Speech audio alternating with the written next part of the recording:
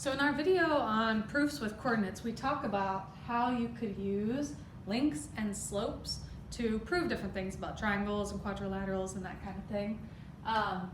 So to find links, you could do the distance formula or Pythagorean theorem. That would prove that two links are congruent. Or you could find slopes, and the slopes could show you that two lines are parallel, or if they're opposite reciprocals, it shows they're perpendicular. And we're going to talk about one more thing you can do. Everything in the last video was just proving that a shape is what you think it is by its definition, but we can also use the diagonals. And so we've already talked about a parallelogram's diagonals. They bisect each other. They're not necessarily congruent, but they do cut each other in half. So like those would be congruent and these would be congruent. And now we're going to talk about some other quadrilaterals, diagonals. And you can actually use these diagonals to prove that a quadrilateral is a parallelogram or a rhombus.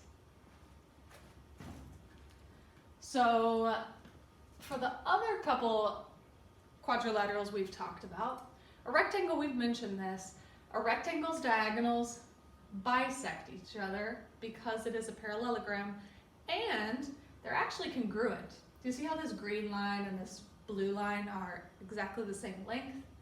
So a rectangle, they bisect each other and they're congruent.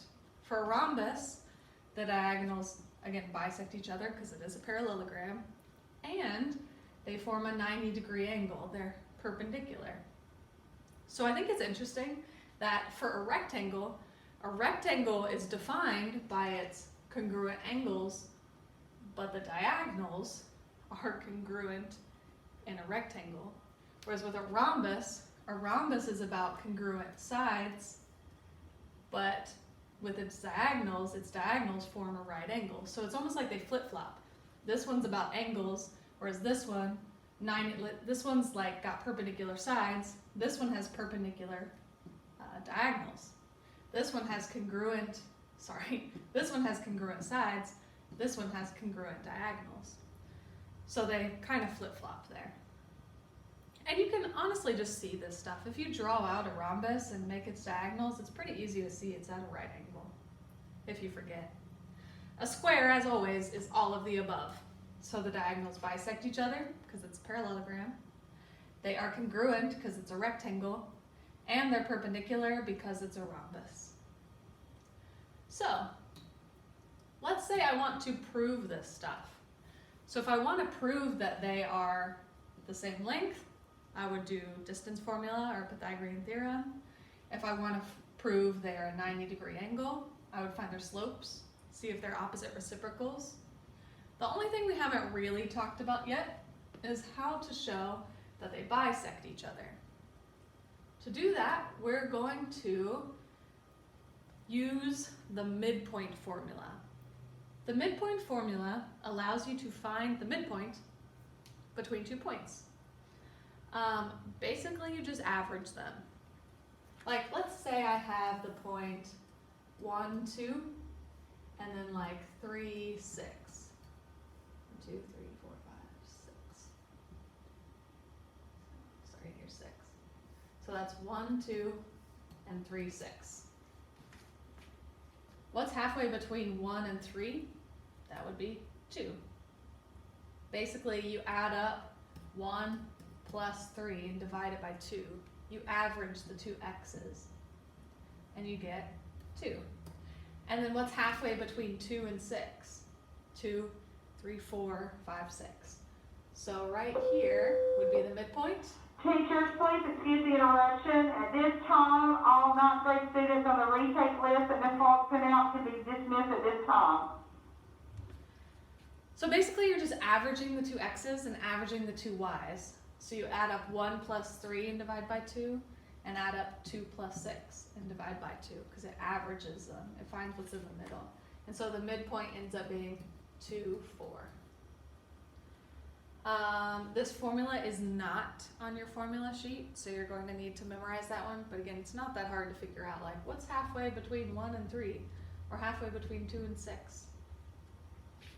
The midpoint formula is helpful for us with the whole parallelogram thing because if I find the midpoint of AC, and it's right here, and I find the midpoint of BD, and it's the same point, then the diagonals bisect each other because their halfway points are at the same place. If that didn't happen, like if one was right here and the other was like right here, and they didn't line up, their midpoints didn't line up, then it wouldn't be a parallelogram.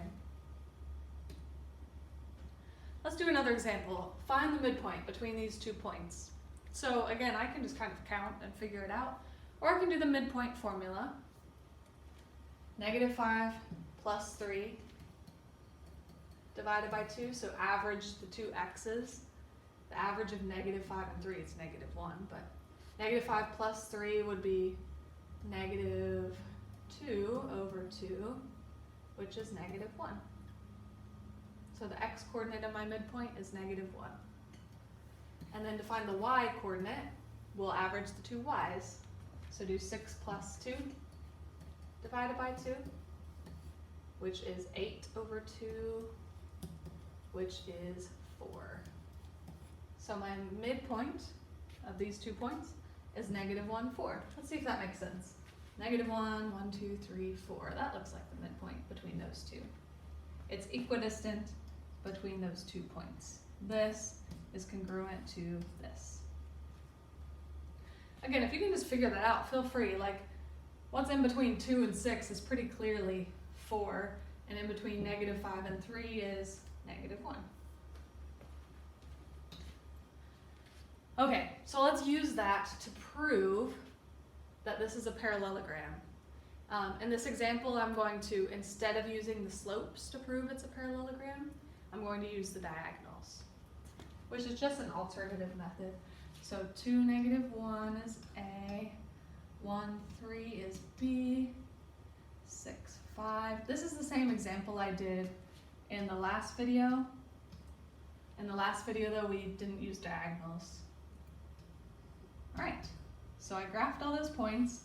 I want to prove this is a parallelogram, which means I want to prove that CA or AC, I want to prove that its midpoint is the same as BD's midpoint.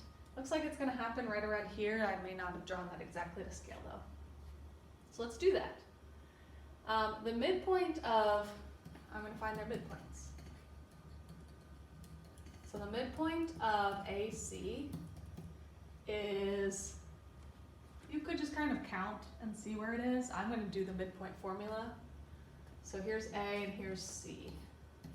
So 2 plus 6 divided by 2, and then -1 plus 5 divided by 2. This is 8 over 2, which is 4. This is 4 over 2, which is 2. So 4, 2 is the midpoint of AC. Looks like I was pretty accurate. 4, 2. Let's make sure that's the same midpoint as BD. So the midpoint of BD, which is the other diagonal, oops, BD. Okay, so on this one, we go from 1, 3 to 7, 1. It's pretty clear to see that halfway between 1 and 7 is 4, and halfway between 3 and 1 is 2. But anyway, I'll use the midpoint formula, which says do 1 plus 7 over 2, average the two x values, and then average the two y values, 3 and 1. And that's 8 over 2, which is 4, and 4 over 2, which is 2. So, since they have the same midpoint, the diagonals have the same midpoint, that proves the diagonals bisect each other. This and this happens. And so yes, it is a parallelogram because of that. Let's try another example. So what kind of quadrilateral is this? Justify your answer using diagonals this time rather than just the definition. So -5, 6, 1, 2, 3, 4, 5, 1, 2, 3, 4, 5, 6. There's point A. B is -4, 2, oh, -2.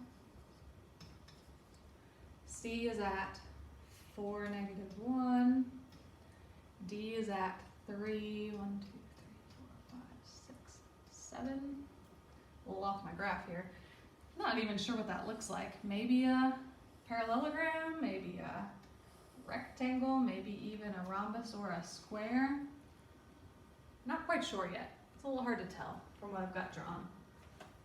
Again, in this example, I'm going to use the diagonals.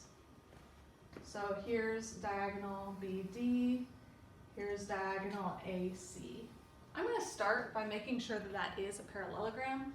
So if it's not a parallelogram, it's not going to be any of the others. To prove it's a parallelogram, I'll find the midpoints. For AC, the midpoint would be the average of these two, -5 plus 4 over 2, and then 6 minus 1, or plus -1 over 2. That's -1/2, and that would be 5/2. It's okay that we got fractions, and it looks like my picture was pretty accurate. -1/2, +5/2 would be right there. Let's check the midpoint of, this is D, BD. So -4 plus 3, average the two x's, then average the two y's, -2 plus 7, which again is going to give us -1/2 and 5/2. Notice that these are the same, which proves these diagonals bisect each other, which proves it's a parallelogram at least. We could maybe get a little more specific, so let's do a little more work here. To prove it's a rhombus, it's got to be a right angle. And to prove that it is a rectangle, they have to be congruent. So I'll need to check a couple things. First, I'll find their lengths to see if it's a rectangle, and then I'll find their slopes to see if it's a rhombus. Might need a little more room here. Well, we'll see how this goes. For their lengths, we've got, you can do Pythagorean theorem or the distance formula. Just so it doesn't get messy, I'm going to do the distance formula. So the length of BD, BD is the square root of x minus x, so 3 minus -4 squared plus y minus y, 7 minus -2 squared, which is, let's see, so that's 7 squared plus 9 squared, so the square root of 130. That's the length of this diagonal. Now let's do the other diagonal. Again, feel free to make that into a right triangle. It's just going to get a little messy. So I'm going to do distance formula for AC. So the square root of x minus x, 4 minus -5 squared, and then y minus y would be -1 minus 6 squared. And so that's 9 squared plus -7 squared. So once again, it's going to be the same thing. All right. Since the diagonals are congruent, since BD is congruent to AC, that tells me it's a rectangle. Because in a rectangle, the diagonals are congruent. So now I'll check, is it a rhombus? If it's a rhombus, it will actually be a square, because if it's both a rhombus and a rectangle, then it's a square. To be a rhombus, it's got to be a 90-degree angle here. And in order to have a 90-degree angle, I've got to have opposite reciprocal slopes. All right, so I'm just going to check the slopes real quick. This one's up 1, 2, 3, 4, 5, 6, 7, 8. Is that right? Hold on, BD. No, up 9, sorry. 8, 9. And then over 1, 2, 3, 4, 5, 6, 7. So up 9 over 7. So BD has a slope of 9/7. For AC, we actually go down 7 and then over 9. So down 7 over 9. That's its slope. You want to be clear that these are slopes, not lengths. Okay, so these are opposite reciprocals. They're opposite because one's positive and the other's negative, and they're reciprocals because if you flipped 9/7, you'd get 7/9. That tells us these lines are perpendicular, meaning it is a rhombus. So it's a rhombus, and it's a rectangle, and it's a parallelogram. Since it's all of those things, this is actually a square. It may not have looked like it right off the bat, but it is in fact a square. And we proved it using the diagonals. So just to conclude here, you really only have 3 options now. You can find lengths, which would prove things are congruent. You can find slopes, which would prove things are parallel or perpendicular. And you can also find midpoints, just if you want to prove that the 2 diagonals bisect each other. And that's pretty much it.